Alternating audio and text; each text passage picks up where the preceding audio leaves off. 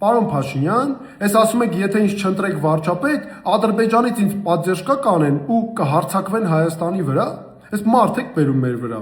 Պատերազմով եք հայ ժողովրդին սպառնում։ Ձեր խնդիրը Ալիևի 10 ովշիկ լինելը չէ։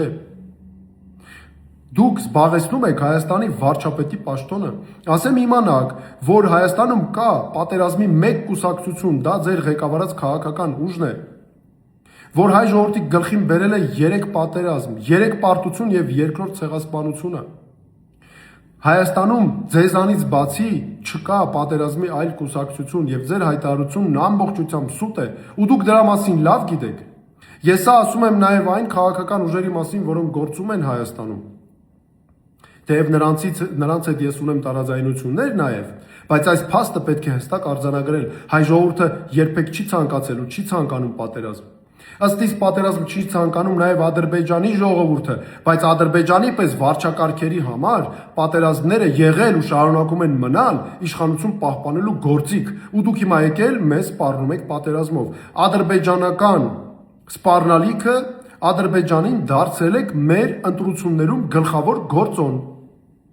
Հերիք չի դարձել եք Ալիևի մարդը, Ալիևի կամակատարը եւ նրա պատվին սահմանադրական փոփոխություններ եք ուզում անել, մի հատ սպառնում եք պատերազմով։ Մեր երկրի բարձունքները Ադրբեջանի զիջող, մեր երկրի տարածքում ադրբեջանական դիրքերի առաջխաղացումներն ապահովող ու այդ ամենը գաղտնի պահող ուժի ղեկավարը հիմա եկել ասում է, որ թույլ չի տալու, որ Հայաստանի ղեկավար ընտրվի միայն նրա շահերով առաջնորդվող մարդը։ Ես ձեզ ասել եմ, որ դուք պետք է հավաքեք ձեր սրտիկներն ու պաչիկները ու վախերը եւ պատրաստվեք նախկին դառնալուն։ Հայ ժողովուրդը արժանի է ապրել իրական խաղաղ երկրում, որը հիմնված չէ պատերազմի սպառնալիքի վրա։ Չհամարձակվեք սպառնալ մեր ժողովրդին։ Մեր ժողովուրդն իրավասու է անել ազատ ու արժանապատիվ ընտրություն։ Հանուն նրա, որ ունենա ղեկավար, որի համար